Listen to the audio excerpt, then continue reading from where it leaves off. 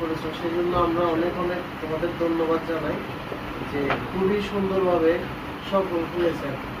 শেষ পর্যন্ত ছিল তোমরা শুরু থেকে, এবং প্রত্যেকটা কাজেই তোমাদের খুবই সুন্দর হয়েছে, এবং এটা ভবিষ্যৎ তোমরা নিজেরাই কাজ করতে পারো। সেই ইয়াটা হয়েছে না, তোমাদের মধ্যে আত্মবিশ্বাস আসছে না?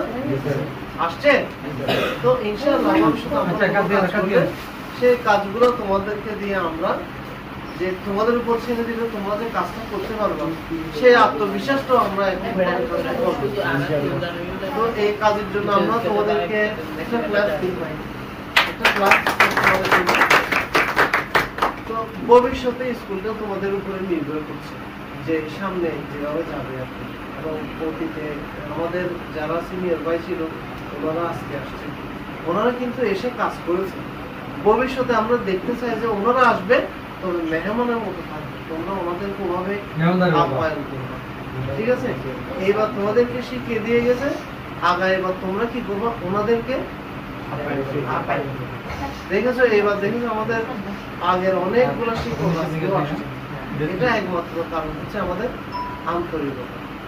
স্যারের যে সবার সাথে, আমাদের সাথে, এই যে আমাদের শিক্ষকদের সাথে, আগের যে শিক্ষক ছিল ওনাদের সাথে, যে সবার সাথে যে একটা রিলেশন রেখেছে, এটা হচ্ছে একটা ইন্টিমেসি, আমাদের সাথে ওনাদের একটা ইন্টিমেসি ছিল, যে এটার কারণে সবাই কিন্তু আমাদের যে কোনো কাজে বললেই চলে আসে, অনেকে আছে শুনলেই চলে আসে, বুঝতে পেরেছো? তো আশা করি তোমরা এইখানে যে দুই একটা ভুল ছিল, ধরো ভুল তো থাকবে স্বাভাবিক, তো ভবিষ্যতে ওই ভুলগুলো না রেখে আমরা যাতে আরো সুন্দর করতে পারি, আরো সুন্দর করা যায়, তো আশা করবো তোমরা আমাদেরকে সেগুলো সহযোগিতা করবো। আর তোমাদের যে কোনো সুখে বা দুঃখে আমাদেরকে অন্তর্ভুক্ত করবো, আমাদের জানাবো, আমরা সবসময় তোমাদের সহযোগিতা করার জন্য আছি থাকবো।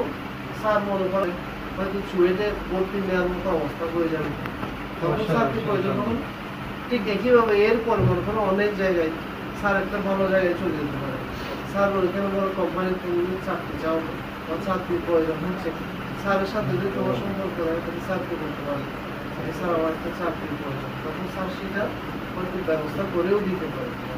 তো এই জন্য সবার সাথে সবার একটা সুসম্পর্ক রাখবে, ঠিক আছে?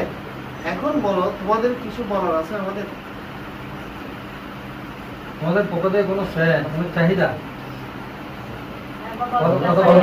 প্রয়োজন আমাদের পক্ষ থেকে কি চাও তোমরা? একজন বলো, একজন নামাজ পড়া যাবে, যেটা আমরা পড়ছিলাম ছিল তো স্কুল থেকে আসার বাইরে এখন এখন যেহেতু এখানে মধ্যে একটা হয়ে গেছে ইমাম আছে, তাই এখানে বলে বেশি হবে না, হবে না। আমি হ্যাঁ আমরা কিন্তু করবো এখানে, কিন্তু আবার নিজেরটা নিয়ে ফেললে তখন আমরা আবার আপাতত যেহেতু জমাত হয় যে বিল্ডিং এ বিসমিল্লাহ।